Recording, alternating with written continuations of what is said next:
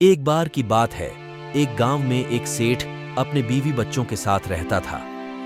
वह अपनी मेहनत और ईमानदारी के कारण एक बहुत ही सफल और अच्छा व्यापारी बन गया था।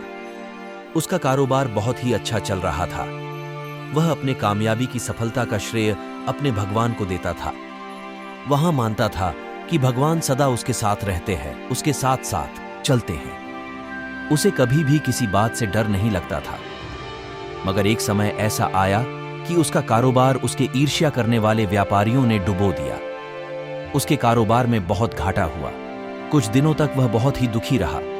उसका किसी काम में मन नहीं लगता था। इस बीच वह अपने भगवान को भी भूल गया। उसे अपने पास भगवान के होने का भी एहसास नहीं होता था। इससे वह यह मानने लगा था कि बुरे वक्त में भी भगवान मेरा साथ छोड़ दिए। कई दिन बीतने के बाद उस सेठ ने अपने आप को संभाला और मेहनत करता गया। मेहनत करने के साथ साथ वह अब अपना व्यापार सतर्कता के साथ करता रहा, ताकि अब कोई दूसरा व्यापारी उसके व्यापार को बर्बाद न कर सके। धीरे धीरे व्यापार में पहले से भी ज्यादा मुनाफा होने लग। व्यापार का मुनाफा होते ही अब वह फिर से अपने भगवान को महसूस करने लगा था। उसे लगने लगा था कि भगवान फिर से उसके साथ है, मगर वह अपने भगवान से रूठा हुआ था। वह कह रहा था कि जब मेरे दिन बुरे चल रहे थे तब भगवान ने भी मेरा साथ छोड़ दिया था, जबकि उस वक्त मुझे आपके साथ की बहुत ज्यादा जरूरत थी।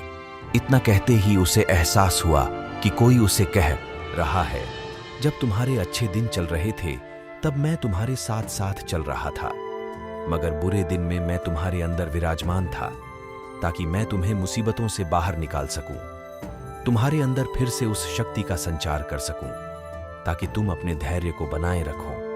अगर समस्याएं आती हैं तो संघर्ष तुम्हें ही करना है। मैं हमेशा तुम्हारे साथ खड़ा हूं। दोस्तों, यह कहानी हमें बताती है कि ईश्वर हमें कभी भी अकेला नहीं छोड़ते हैं, बल्कि मनुष्य अपने दुख के आगे उनके अस्तित्व को महसूस ही नहीं कर पाता है। हमारे भगवान हम सभी के साथ ही रहते हैं। वे अपनी उपस्थिति किसी न किसी माध्यम के द्वारा कराते रहते हैं। कभी मनुष्य इस बात को समझ जाता है तो कभी नहीं।